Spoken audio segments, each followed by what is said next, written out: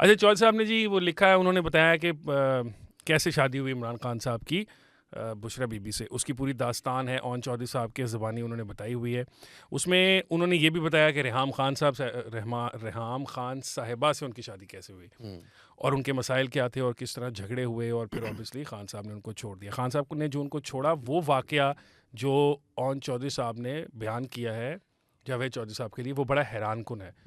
उन्होंने कहा कि जी मुझे खान साहब ने पूछा कि कब जा रही है रेहाम, क्योंकि मैं टिकटों का बंदोबस्त करता था, जैसे आप कह रहे हैं ना सारा बंदोबस्त करना ऑन चौधरी साहब की जिम्मेदारी थी, तो टिकटों का बंदोबस्त भी वही करते थे। बेचारा ऑन चौधरी हमारे हाथों रगड़ा जा रहा है, बेचारे ने किया भी कुछ नहीं अभी। हाँ, पता नहीं किया क्या होगा, ये तो हमें नहीं पता। जावेद चौधरी साहब ने पहली लाइन गलत लिखी है। नहीं, ऑन चौधरी तो कहेगा ना बॉस मैंने आपका क्या बिगाड़ा है।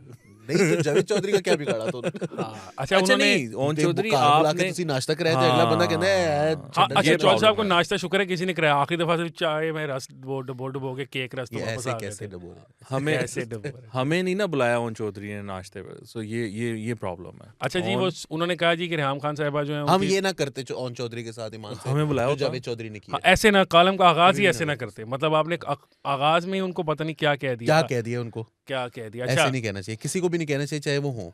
हाँ, अगर हो तो भी ना कहें। ये नहीं, ऐसे नहीं कहना चाहिए। अच्छा जी, 27 अक्टूबर को उन्होंने जाना था रेहाम खान साहिबा ने लंदन।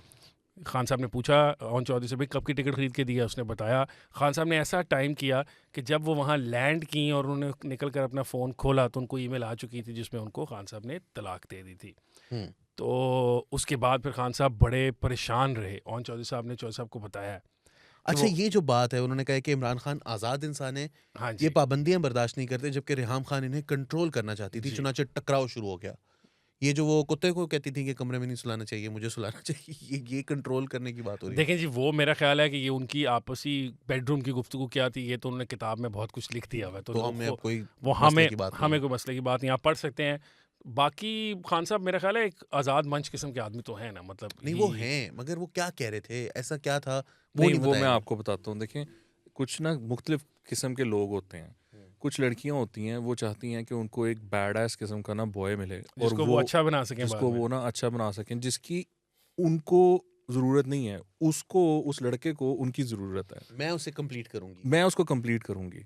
तो वो अपने पर ये, और मैंने इस तरह देखा है कि बहुत सी खूबसूरत दोशीज़ाएं भी ऐसा प्रोजेक्ट जो है ना वो अपने हाथों ले लेती हैं, जो प्रोजेक्ट लड़का जो है, जो लड़का होता है वो बिल्कुल मतलब जल के वो ख़त्म हुआ होता है, बट वो ले लेती हैं, वो कहती हैं हाँ मैं जो है ना वो रिवाइव करूंगी इस मामले को, कोयले में से हीरा निकालेंगी। तो जनरल बाजवा ने भी यही वो दोशीज़ा जनरल बाजवा ने अपनी दोशीज़ा खान साहब ढूंढी थी जिनको वो कोयले में से वो निकाल रहे थे। जनरल बाजवा और रेहाम खान दोनों वो ऐसी दोशीज़ाएं हैं जिन्होंने ये बैड एस किस्म का बॉय जो है वो रखा था और उन्होंने कहा कि मैं ठीक कर लूंगी। That's exactly what मैंने दे दो, मैं ठीक करा लूंगा। बंदा ठीक नहीं हुआ लेकिन मैं ठीक करा लूंगी। नहीं, लेकिन बंदा ठीक नहीं हुआ, लेकिन उन्हें दोनों ने ठीक करता। हां, ठीक कर दिया। Oh my God, yes. नहीं, रेहाम तो यार पहले भी ठीक ही थी।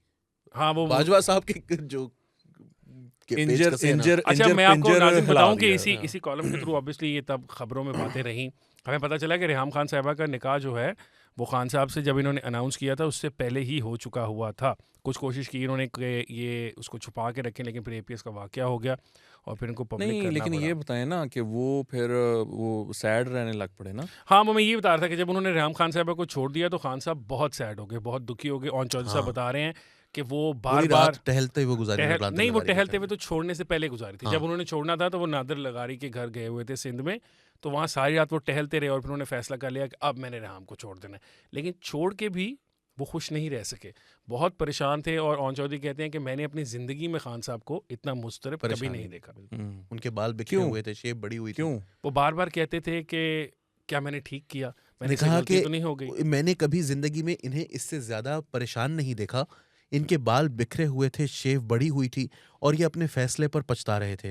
इससे मुझे वो याद है जिसको कहते हैं कि इस मौके पर मैंने उनसे पूछा कि क्या आपने यादों की बारात पढ़ी है? कहानी दरवेश ने सर उठाकर कहा मुझ पर बीत गई है। नहीं तो फिर इसके बाद क्या किया खान साहब ने अपना दुख कम करने के लिए? वो बता रहे हैं ना, अभी सुने। ओके, अच्छा, तो खान साहब ने बहुत शेव बड़ी हुई थी और ये फैसले पर पछता रहे थे, बार बार कहते थे ये मैंने क्या किया। ये मैंने क्या किया हकीकत यार, और चौधरी ये मैंने क्या किया यार। इसके 3 बच्चे हैं, अब उनका क्या बनेगा? हालांकि खान साहब का एक भी नहीं है बीच में से। अच्छा, अपने जो 3 हैं वो उनको छोड़ा हुआ उन्होंने, कहीं पे है, मतलब उनकी कोई टेंशन नहीं, किसी और के 3 बच्चों की उनमें से एक ऐसी है बेचारी, बहुत केयरिंग आदमी है ना, बहुत वेरी केयरिंग। एक अपनी है जिसको आज तक माना नहीं है, उसके बच्चों की टेंशन पे आएगी जी। अच्छा, अब उनका क्या बनेगा? मैंने बुरा किया और हम इन्हें तसल्ली देते रहे, लेकिन उनकी परेशानी बढ़ती चली गई। मैं डर गया और ज्यादातर उनके साथ रहने लगा। मैंने घर के नौकरों से तफ्तीश की तो पता चला। नहीं अली, सॉरी मैं आपको कट कर रहा हूँ। और कितना साथ रहने लगे? शुरू में जावेद साहब ने बताया कि सारा वक्त ही साथ रहते थे, और वो रात को आखिरी और सुबह मिलने वाले पहले थे, और मजीद साथ रहना शुरू किया, बेड पे साथ ही नहीं सोना शुरू हो गया खान साहब के। वो बाथरूम ले जाके सारा कुछ, वो मतलब खान साहब जो पिज़्ज़े का बाहरी हिस्सा छोड़ देते थे ना, वो भी फिर वो खाने लग पड़े। ये साथ इतना साथ रहने लग पड़े, बहुत ज्यादा साथ है ये तो। वो तो पहले भी मतलब देखो हर वक्त ही उनके साथ थे, हर वक्त साथ थे, तो और यानी मजीद वो कितना कह रहे हैं साथ कि हो गए। सुबह रात को मिलने वाले आखिरी शख्स होते थे। सुबह खान साहब उठते थे तो फिर वहीं बैठा है। और खान साहब कहते उनके किथे फस गया, मैं एक को बंदा वेखी जाना। मैं रेहाम नू दे के फस गया, तेनू दे देना चंगा सी। तो फिर वो जो है ना खान साहब अब वो उससे भी ज्यादा कहते हैं कि मैं फिर और उनके साथ रहने में डर गया और ज्यादातर उनके साथ रहने लगा। सुबह उठ के गीजर ये ओन चौधरी चलाते थे, चला हुआ था, रात को चलाकर भाई बाहर बैठे रहते थे गीजर के पास ही। और भी कुछ गर्म पानी चाहिए, को गर्म पानी चाहिए हो सकता है किसी भी वक्त। मैंने गीजर नहीं बंद होने देना।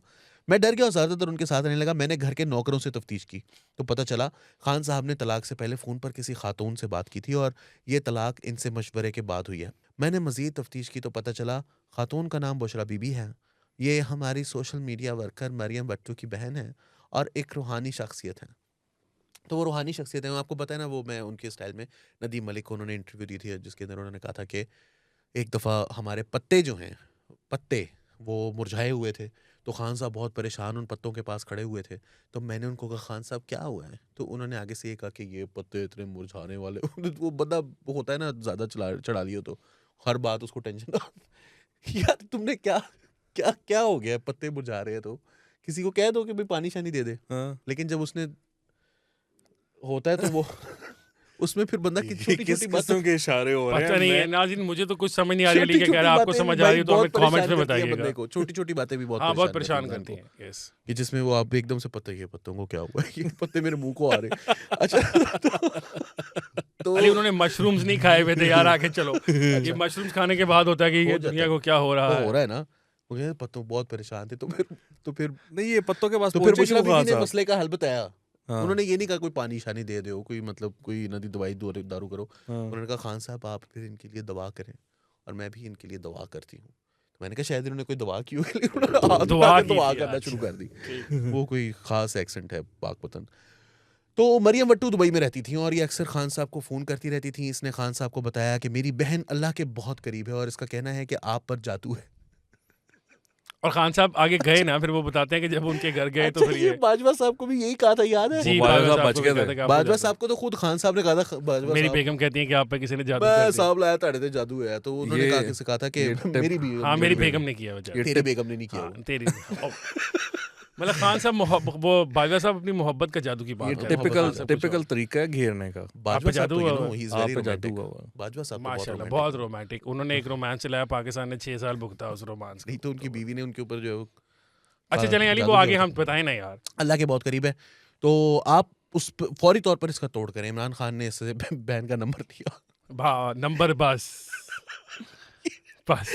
यार ये उसने मरियम भट्टू ने अपनी बहन का नंबर दिया। पता है क्या याद आ रहा है? वो एक दफा मैंने ना फेसबुक स्टेटस पे पढ़ा था कि जमातिये जो होते हैं ना, इनकी शादी जब होती है लव मैरिज, तो उससे पूछते हैं कि भाई आपकी शादी हो गई? तो वो बहुत सालों के बाद मिलता है ना, तो वो कहता है हाँ जी हो गई। वो कहता है किससे? तो उन्होंने कहा वो फायजा बहन याद है जिनके साथ मिलके हमने वो 14 फरवरी को हया डे के पोस्टर्स बनाए थे।